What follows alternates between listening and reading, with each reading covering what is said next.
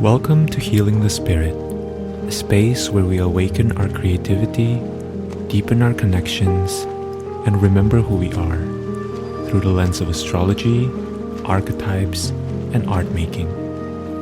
I'm your host, Jonathan Coe.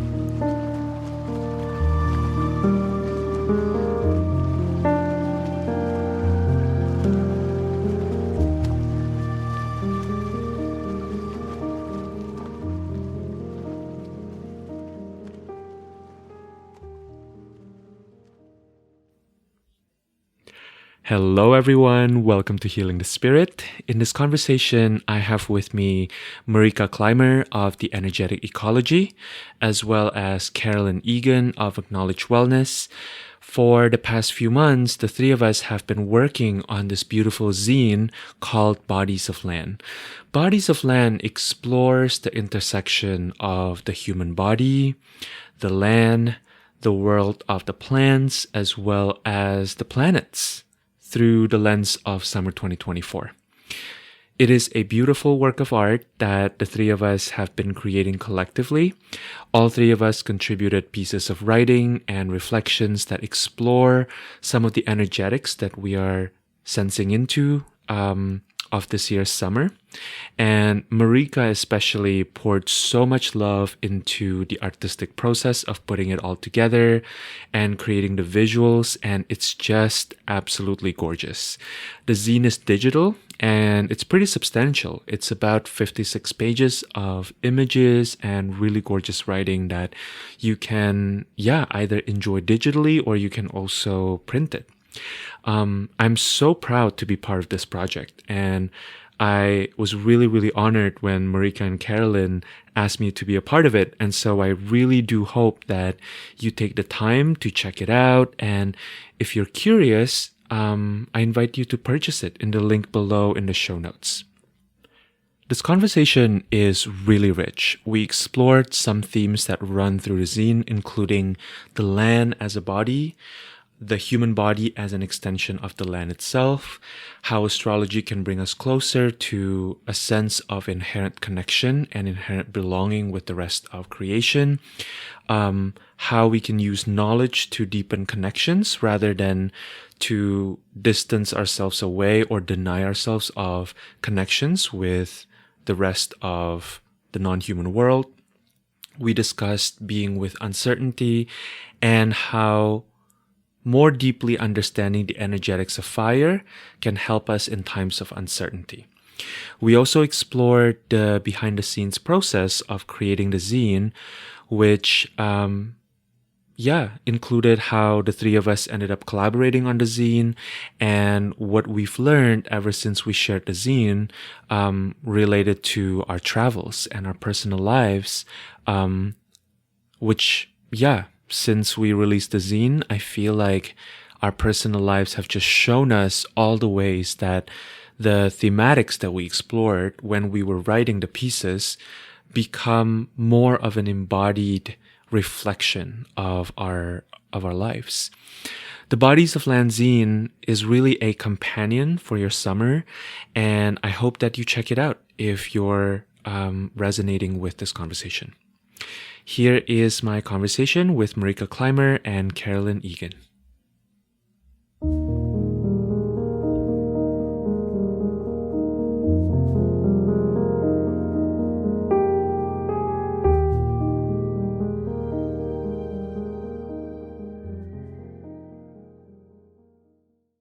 Welcome to the podcast, Marika and Carolyn. Thank you for being here. I am bringing us together because the three of us have been working on a zine for the past few months together, and it has been such a joyful collaboration for me. It's felt really exciting, creative, and unexpected too. We were just talking about the unexpected part of it right before we started recording, and I wanted to bring the three of us here together to just kind of talk a little bit about the zine, to talk about some of the concepts that we were introducing in the zine and some behind the scenes story about how it's coming together.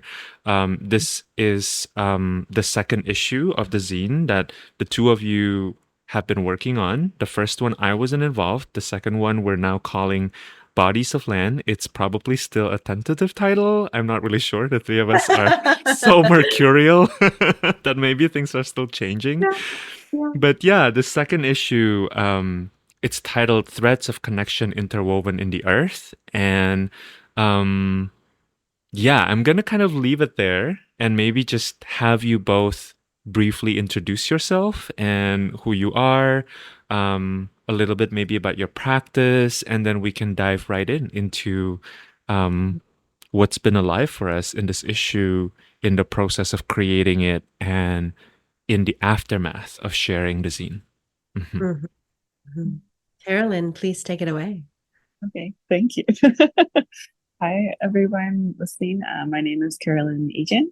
I'm a Chinese medicine practitioner, a ritualist, and an herbalist, and I'm the creator behind Acknowledge Wellness, for those that may not know. And I see patients one-on-one for herbal therapy and food therapy support, as well as I also do house visits and telemedicine too.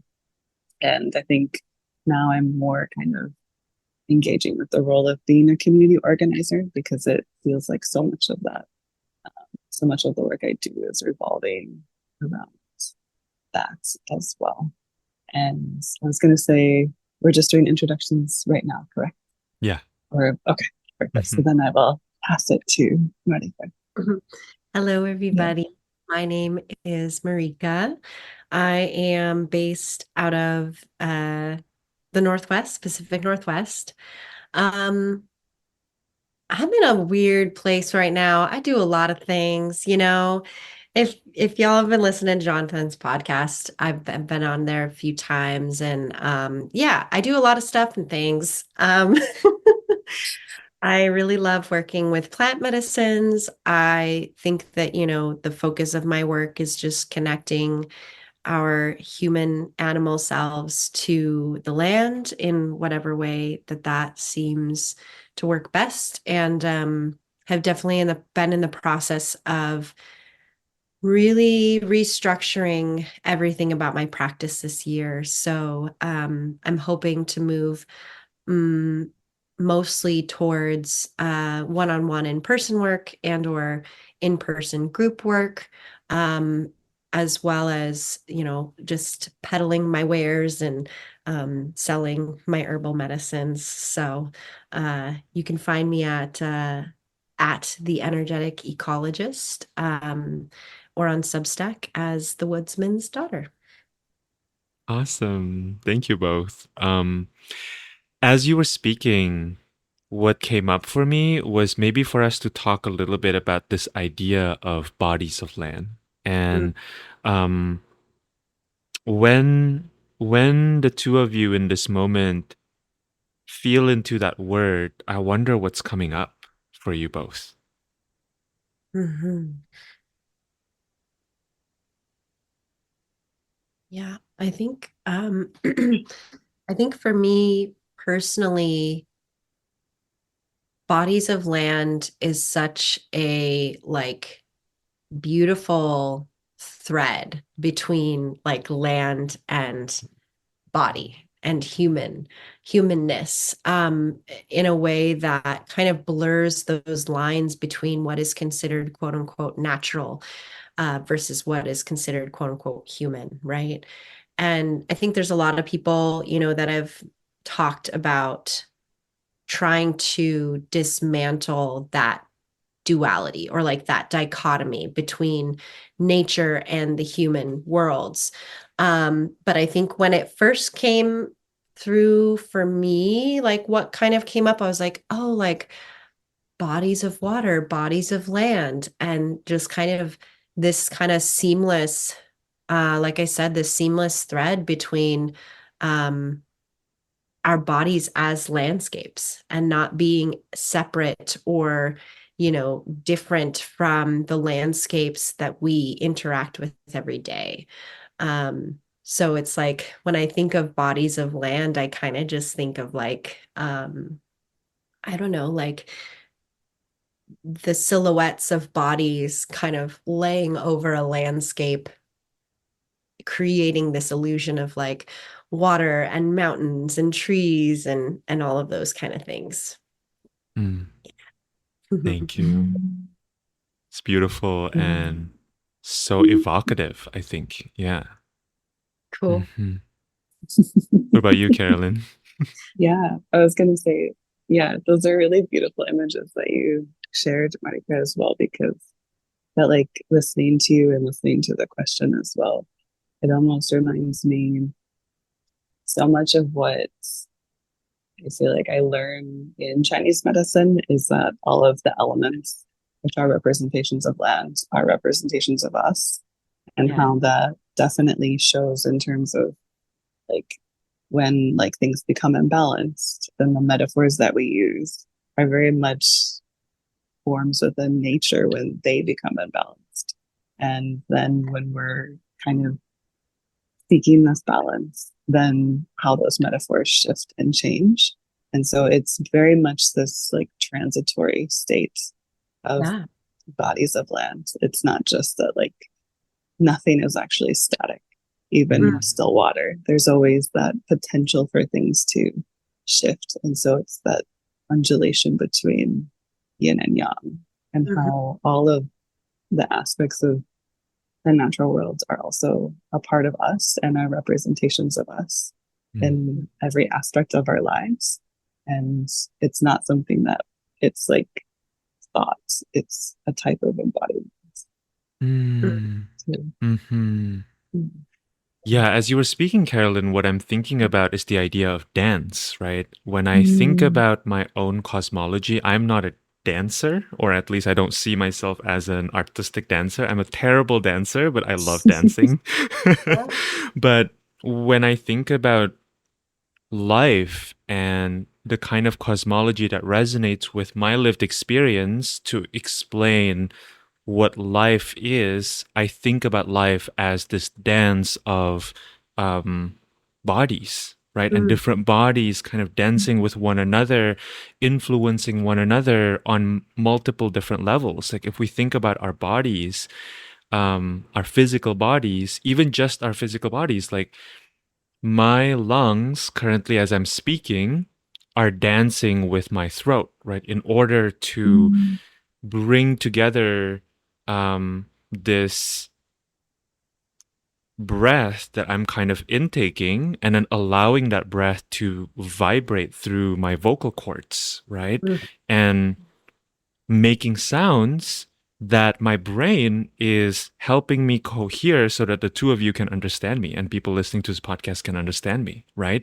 And then there's also like my gut biome, which in about an hour is going to ask me for dinner, right?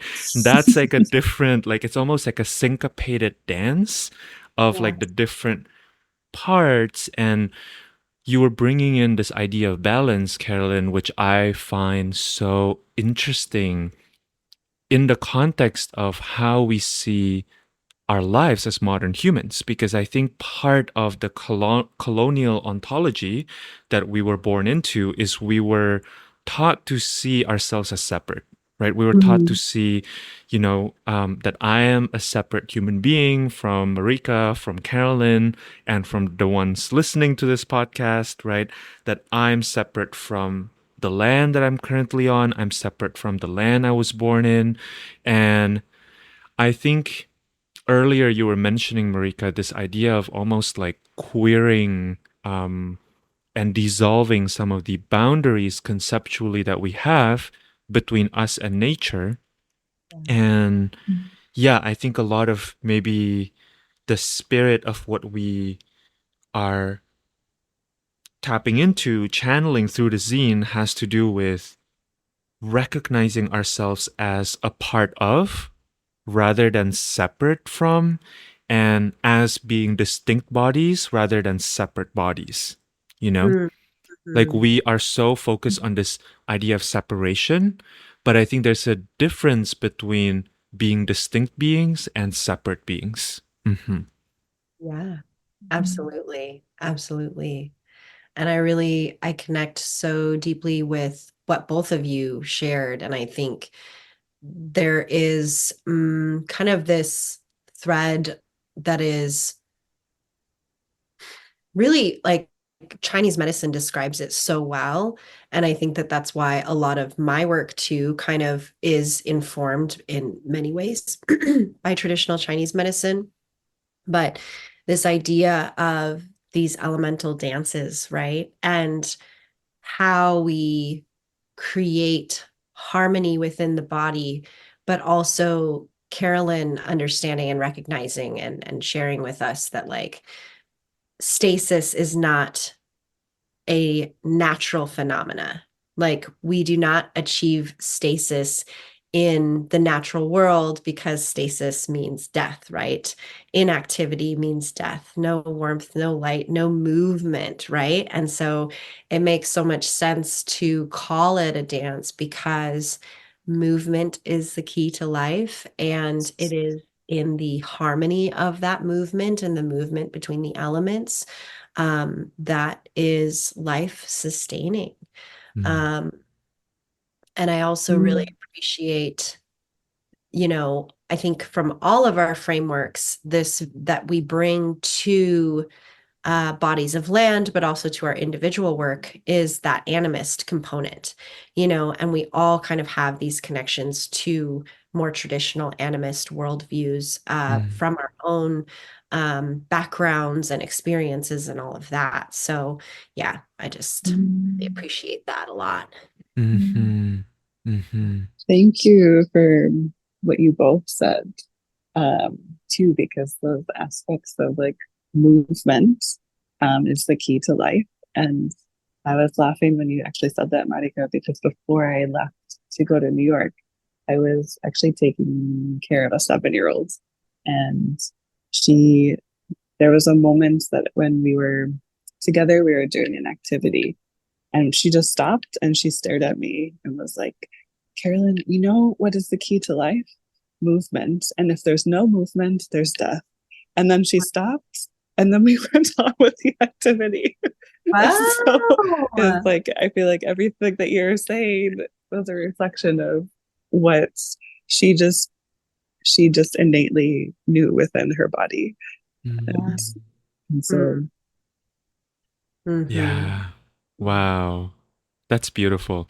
I want to read mhm. something that comes to mind um, as I'm hearing you share that poignant story, Carolyn. I think this is in the first piece where you were talking about working with the medicine of presence, Marika. So I'm going to read your words here because I think you phrased it so beautifully. Nature does not adhere strictly to the ways we humans also seek to make sense of its rhythms, with calendars that tell us when to plant our seeds or when to expect particular mushrooms to fruit so that our journeys in harvesting them are fruitful, and so on. It is in using our human as animal faculties to carefully take in our surroundings, cultivating an understanding of the world around us and where in time she is. It is asking ourselves, what are the qualities of the air? Does it feel warm? Is it moist? What are the nuances of smells? Or perhaps it is noticing all the plants and what stage of their life cycle they're in. Do morals come when trillium's flowers just emerge, or later as they don their luxuriously hued fuchsia petals in preparation for the gala of late spring and summer? Mm-hmm. That is so beautiful and so poetic. And, you know, yesterday when Carolyn and I were um, hanging out in Brooklyn, we were talking about this idea of knowledge. You know, the three of us are mercurial beings from the perspective of Western astrology. Um, is it okay if I talk about our chart a little bit here? Sweet. Yeah. um, Carolyn and Marika are both Gemini risings, and I'm a Virgo rising. So our ascendant rulers are Mercury, you know, Mm. for the three of us. And it's making me think a lot about relationship to knowledge, right? Because I think within modernity and within the colonial ontology that we all were raised in, knowledge is often used as gatekeeping, or knowledge is used as a weapon. But very rarely, I think for me at least, I can only really speak from myself and my own experience. In the past year, I've been so aware of the deficit in my own experience and in my own training to using knowledge as a pathway to relationship, right? Mm. Because Mhm. knowledge can also help us build deeper relationships. I was talking with Carolyn about this around how, part of my own personal, um, maybe kind of like resistance or fear around working in this collaboration is that both of you have such deep relationships to plants. And Mm. as someone who has always been raised in cities and isn't, you know, in my ego structure thinking of myself as like a plant person, I've always had this hesitation of like, do I have anything to bring to this collaboration? You Mm. know? And what I'm recognizing through the three of us working together is that actually my body does respond to plants and to the world around me. It's just that perhaps I haven't gotten to the point where it feels necessary for my mind to also partake in a knowledge system, right? That helps me put language in, on the relationships that I innately feel. And Mm. it's interesting because I feel like this is something that I hear a lot when I do astrology readings for people. People will come and tell me that they feel connected to astrology, they feel connected to the signs or the archetypes or even the planets, but they don't often know how to kind of put the knowledge together in a way that actually makes sense to their brain, right? And so, yeah, I'm thinking about, going back to what you were saying in the beginning or the introduction of the zine, Marika. I think there's this concept or this idea of allowing ourselves to really cultivate our animal body's ability to sense into the connection that's already inherent, right? Between us and the land, with each other, within our own bodies.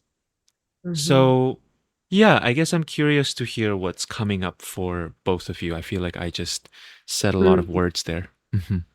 Yeah, I love that. I love that. I think there's a lot there that you said, Jonathan, and I'm going to do my best to kind of touch on a few things. First, it's so I got a little emotional like hearing you read my little snippet because um yeah, it's so interesting to like hear someone else read aloud like words that you wrote. And for me, it's almost like so alien to let it's like I didn't even write that. I'm just like, existing here outside of it. But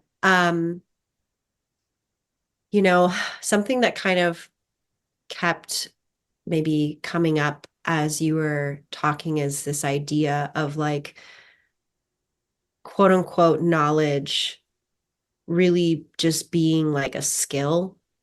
But even so, it's like, it's just a way of experiencing the world around us, like, I don't even know that really knowledge is a very fair way of describing how our individual bodies can take in our experiences and simply just like absorb those experiences and integrate those experiences. You know, especially when it comes to being outside, a lot of that integration, it's like we kind of think like, oh, once I've learned something, I can integrate, it means that I've integrated it. It means that I can articulate it. And this focus on cognitive articulation or intellectualizing our quote unquote forms of knowledge is such a kind of colonial way of engaging with the world in general.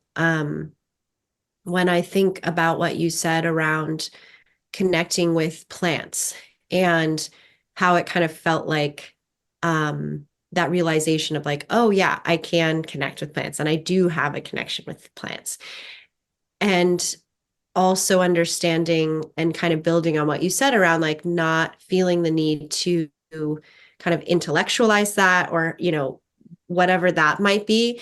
It's like knowledge simply is experience that reflects upon itself, Mm, and the ways that the experiences that we have, they're not necessarily even meant to be cognitively understood. And if we were out in the wilds, um, you know, uh, if we stumbled upon a cougar one time, for example, and we were able to be present enough with our bodies to like recognize what was happening physiologically, that isn't something that we would write down in our notebook, mm, for our travels. We wouldn't say, well, my heart rate went up to this speed and, here's how my skin was feeling and da da da da da. It's just like, okay, we shook it out. We processed out, whatever stress that might have come up in that moment. And then the next time when we're on our walk, maybe we feel our heart rate raise, or we feel kind of just like this tingling little chicken skin, as they call it, the little goosebumps. And it's like, that is knowledge, right? Just mm. as much as any other form of knowledge is knowledge. And Yeah. yet there's no need to intellectualize it or cognitively understand it. I also want to say that some of the pictures that you sent, and not to put you on blast, but Jonathan sent a bunch of pictures to me, so that I could kind of incorporate them into the zine somehow or another. And a lot Mm. of them were of plants, my friend. Like you That's had some true. beautiful pictures of flowers and like some pictures of like tree bark. And so it's just like, you know, I feel like all of us who even live in urban settings, like we are so in relationship with, these natural beings around us, right? And like those natural beings choose to live where people are, you know? Like Yeah. we can create this urban, cement, playground for us. And yet plants could choose to not live there, right? You Mm. planted something, it could die. Yeah. But so many plants choose to live in our own built environments. And so I think that that's just something that I would mention, because a lot of people do live in built environments, right? Yeah. Yeah.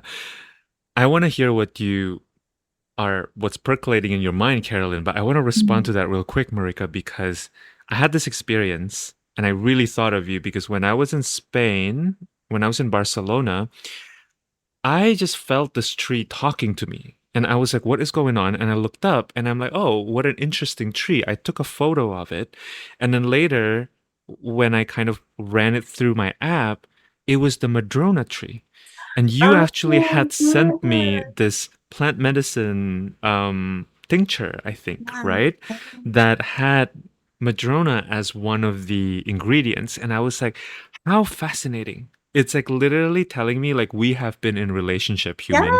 Yes. Look up, you know?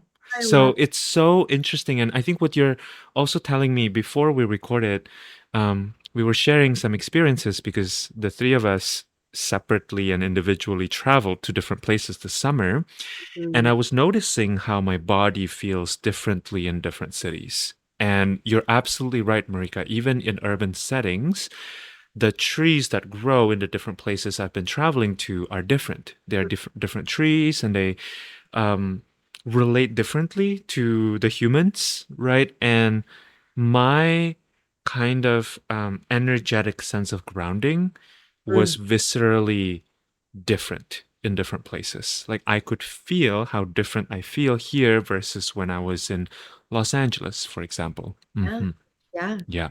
And I think just kind of touching on that a little bit more is like we also, like when we think about traveling, we say, oh, this city is this way, or this city is that way, or, how different cities make us feel differently. I think a lot of people attribute that to like the pace of the city, or like the cultures of the city and the people of the city. And all of Mhm. that stuff is very true. And I think, it's beautiful that you're also recognizing that what is present there contributing to the energy of the city is also like the landscape, right? And the Yeah. plants that are there. That is all, all of it contributes to the energetics of place. Yeah. Mm. What's percolating in your mind, Carolyn, at the Yeah, moment? I feel like so many things of all that you shared. The first thing too, like when both of you were talking about like knowledge and those actually like colonial structures in terms of like who gets access to knowledge, but also Mm. like Jonathan, when you were sharing too, of like looking at our relationship with plants and feeling like you can't connect with them. And in some ways too, I feel like that's often what's told is like you look at somebody who knows more and you think that you can't cultivate a relationship, and how that actually almost robs us of our own way of connection.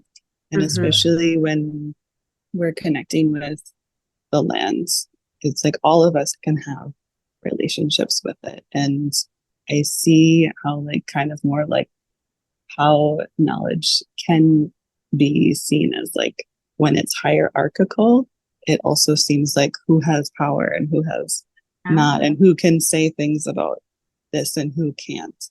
And I Mm. almost feel like when I do rituals with people, especially like even when I was in New York and I was in collaboration with Linda, who does drumming, and I guide a tea meditation that is like everyone's experience with that thing or with that meditation, with the drumming is unique to them. And also, when they're sharing, we get to also understand what this thing that we're sharing and that knowledge has to share with us, and how that can actually be really profound in Mm. terms of knowing that each of us hold this piece.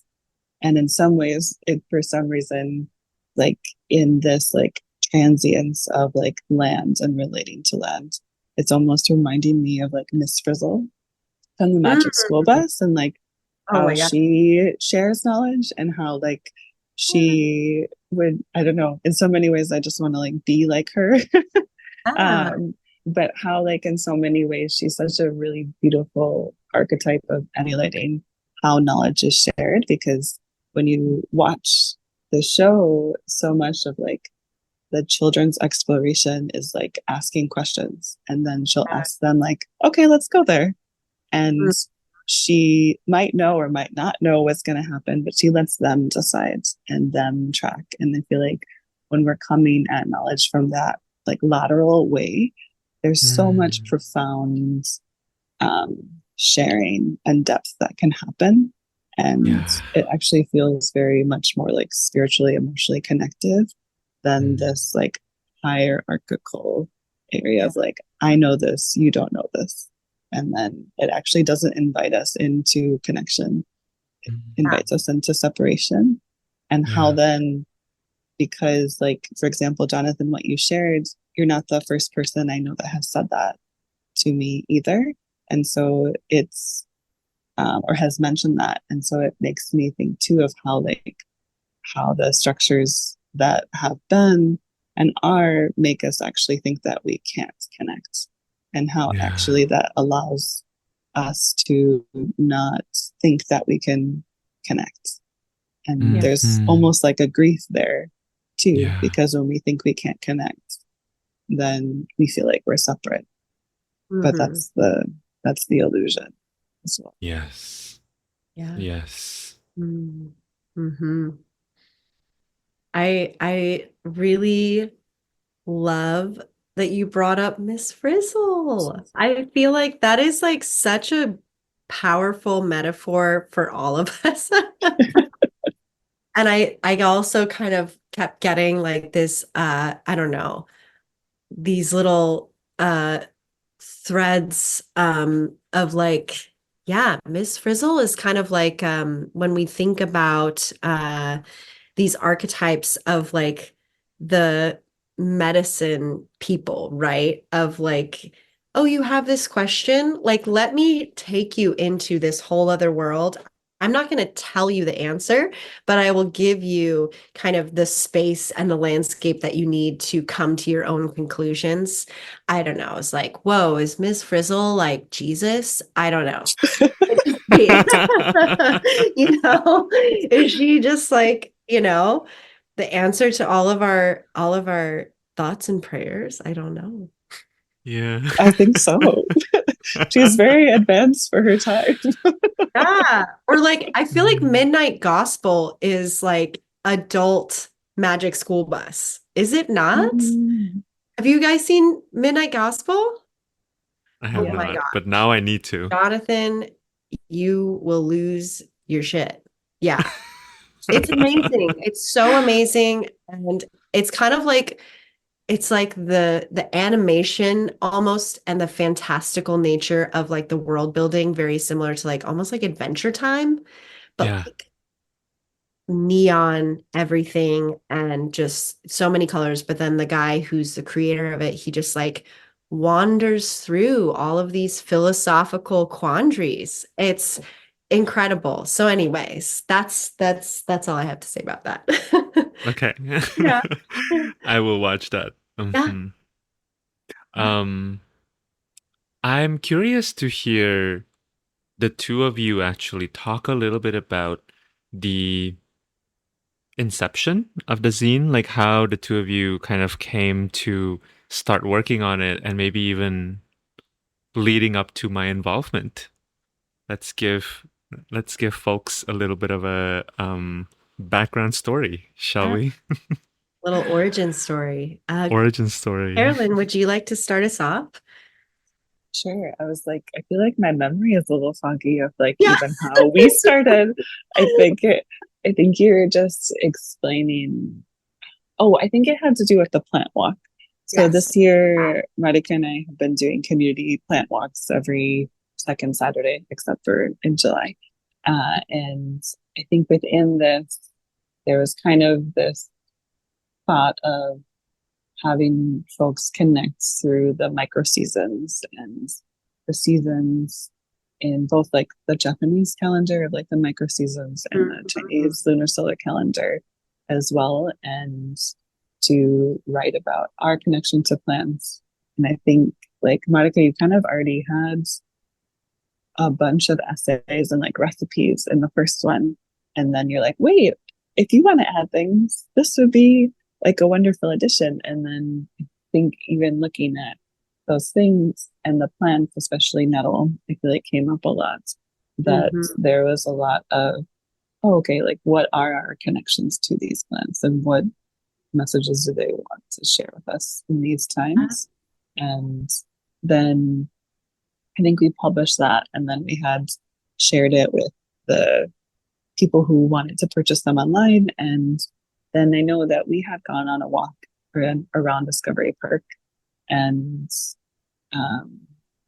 we were sharing, Monica, about like how, oh, it would be wonderful to add Jonathan in because he would, you had a conversation together about how, Jonathan, you were seeing how a lot of times with astrology, we look at it as like our personal relationship with the planets, but how oftentimes we don't think about how the planets, like without the Earth, we wouldn't even have astrology, and how the planets are also influencing the Earth, and how when we think about it that way, it's another relationship that often gets missed.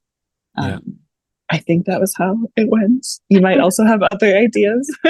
So we're pulling from our memories of Right. I know. Back to what, February, March, which is a world away. No, I think that's how I remember it too, is, having these plant walks and being like, oh, maybe we could do like a little companion guide to the nature walks, and a companion guide to, the plants, and kind of continuing to deepen that as far as like, well, why are these plants choosing to show up at this time of year? And how can we work with their medicine, not just, how does that help us internally, but how can we kind of zoom out and see what is like the bigger medicine of this little window in time of the year. Carolyn is also very skilled with Chinese astrology and always has like very beautiful insights to bring from that worldview as well. And so I think with both with you, Jonathan, and Carolyn, having those pieces kind of helping to bridge, like not necessarily bridging the East and the West, but creating a more holistic picture of some of the like astrological landscapes, right? And I Mhm. think, I personally, for one of my goals this year, has been like collaboration. And I think me and Carolyn, and now you, I mean, who's to say what the next, what the next issue will be? But I just think like, yeah, felt really called to invite you in, Jonathan, and help like have you be a part of the creation process and also like the tending process, Mm. Mhm. like not just like birthing a baby, but then also like raising it. Not that I'm asking you to like co-parent with me, but But I gladly co-parent the zine at this point.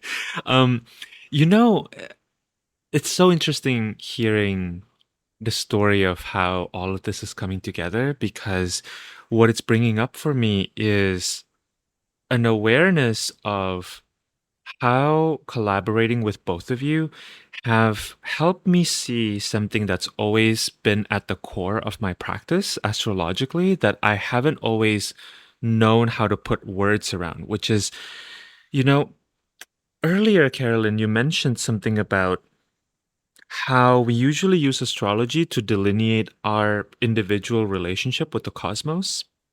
Mm, And how, for me, there's always something kind of incomplete about that perspective mm, because I've always seen that there's a different lens around it. And I was always trying to find words, but I didn't know exactly how to. But I think in this moment, what you're helping me realize is that um, I think when we use astrology exclusively as a way to connect on an individual level or our individual path with like the cosmic lens, then it almost becomes a tool for control and a tool for mitigating potential suffering, which I think is less interesting than cultivating awareness. Like this idea that earlier you were bringing in, Marika, through the introduction of, for the zine, which is mm, presence. To me, presence has so much more to do with refining one's awareness. And I think yeah. astrology is such a beautiful tool for that because it helps us see the cosmic ocean that we're currently swimming in, right? It's like Mhm. as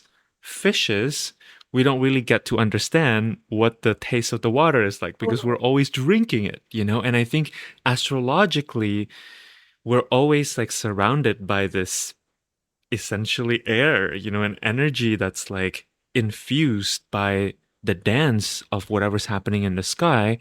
And I think having awareness around it helps us see how we might situate ourselves within the ecology of the cosmic dance. Mhm. So it gives us more agency, not to control, but to more acutely be in relationship, if that makes sense. Yeah, yeah. Hmm. Mhm.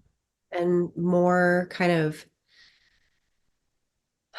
like I feel like sometimes when we think about what it means to be present, we think about like the most immediate thing, right? We're trying to like zoom in, zoom in, zoom in.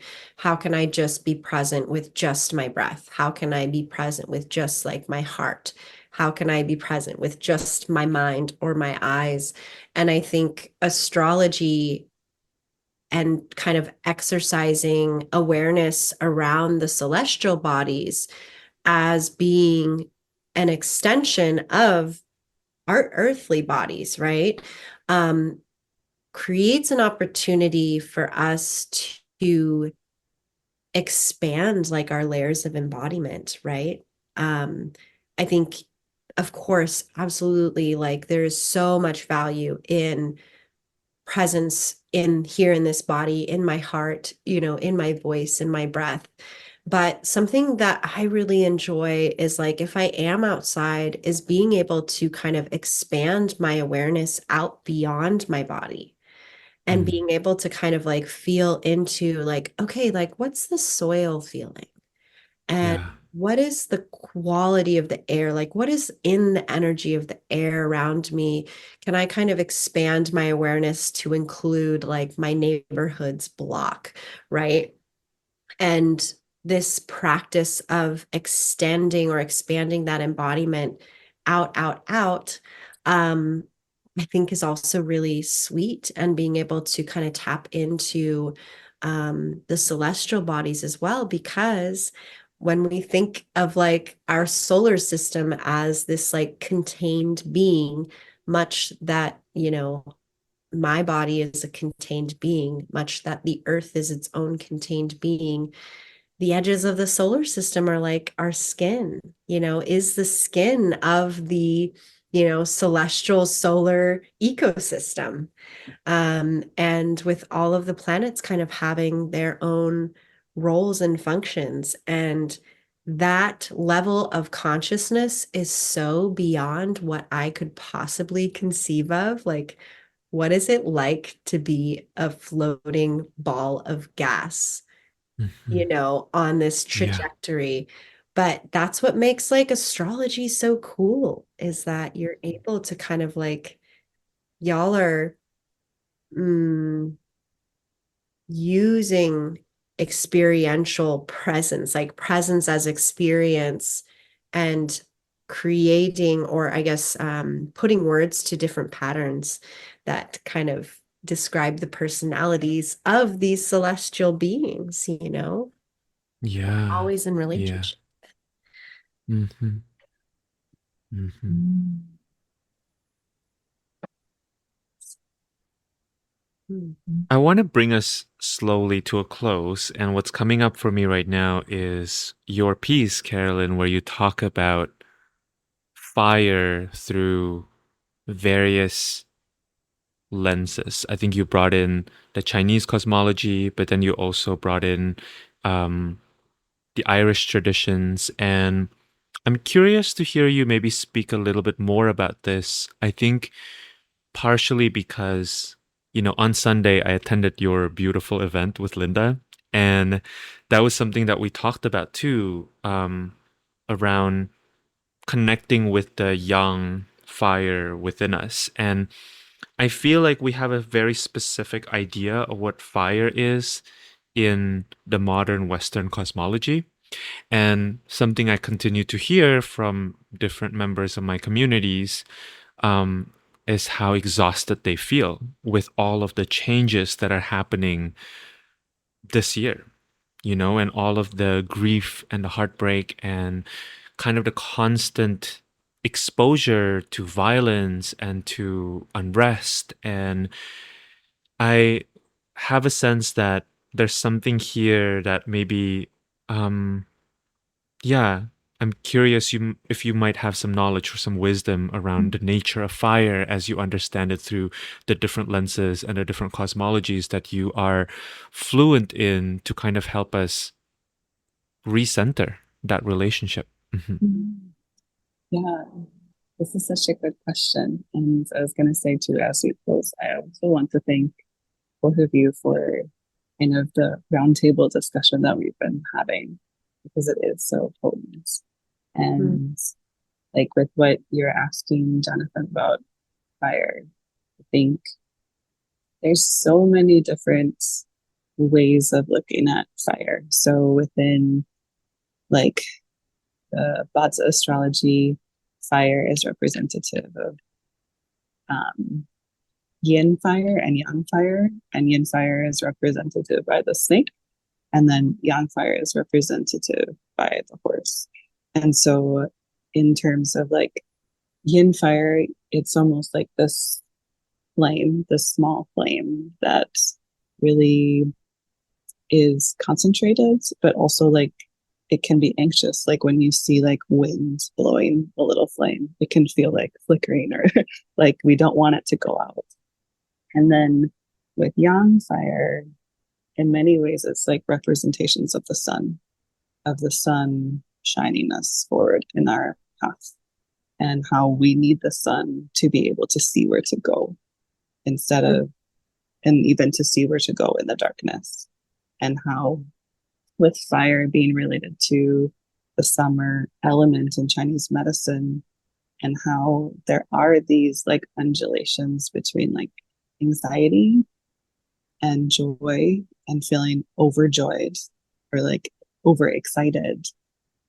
But how anxiety can also help us understand what we may need to be nourished in, what we might feel deficient in.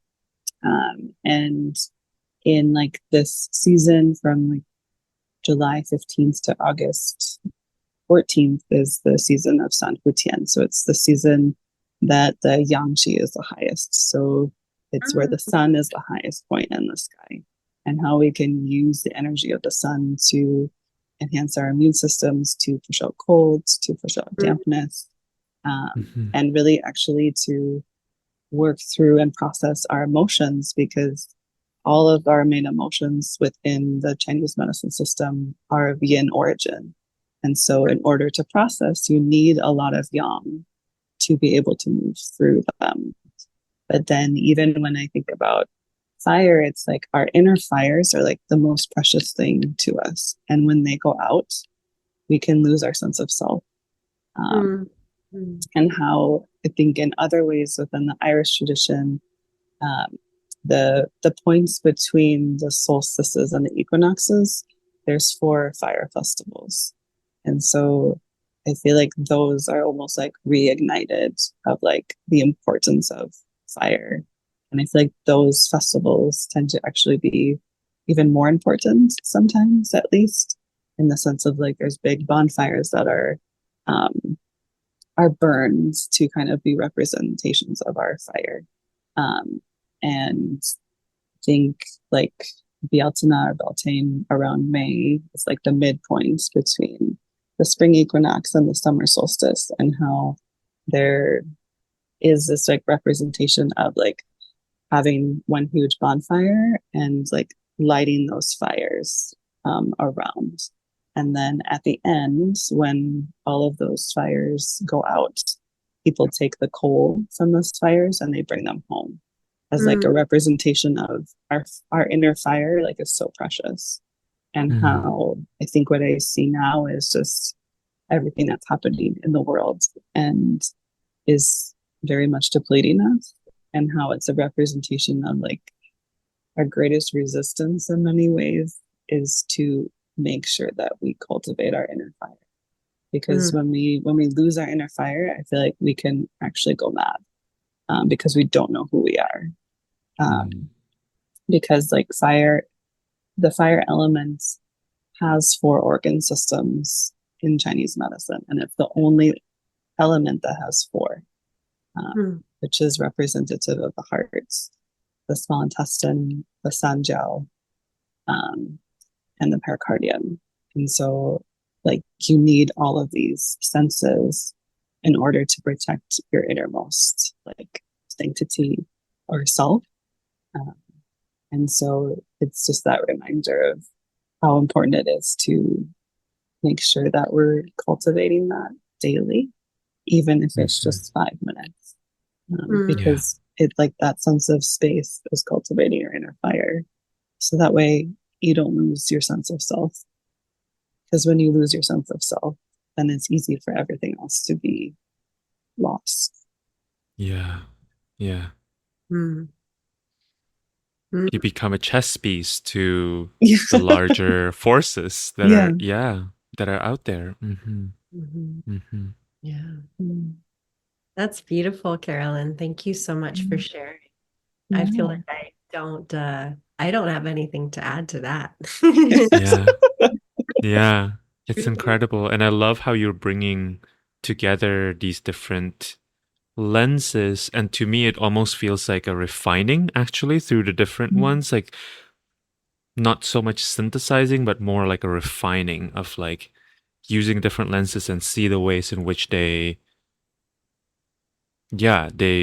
resonate, or they kind of bring in another piece that is more at the background from the other lens's perspective, if that makes sense. Mm-hmm. Yeah. Mm-hmm. Definitely like distilling down the importance of tending to our inner fires, especially amidst, I think, amidst, quote unquote, a world on fire. It can be very hard to distinguish, just like Jonathan said at the very beginning, like distinguishing ourselves, but not separating ourselves, right? Mm-hmm. Which I think is something that's really important for liberation movements too. And also what you had mentioned, Carolyn, about like tending to our inner fires and cultivating that awareness and holding that sacred is such a huge form of resistance, because it is from that place that we are able to be in community and, serve ourselves and others and, make a difference in the world. So, Yeah. Well, are there any final words that either of you want to share, or anything you want to, any hopes and wishes and intentions that you want to share with people who might be interested in the zine, or any kind of closing remarks? For myself, I just want to say thank you to both of you, because it's just been such a wonderful process. And I am so excited to kind of continue that the co-collaboration and the weaving together of the project. So yeah. Yes, the same. Thank you both. Thanking you both. And I think it's almost like the themes that have come up is like when we're feeling those aspects of separation, or to invite ourselves into like knowing that we are a part of it, or to ask questions of why, to kind of orient us back into that like transitory state, that it's not just this or that. Yeah. Thank you both. This has been so lovely. I will need to have you both back on very soon. I feel like this might be kind of a regular thing. I really like the vibe that we are creating, the three of us here. Yeah, it feels really special. Yeah. Yeah. Thank you. Thank you. Thank you.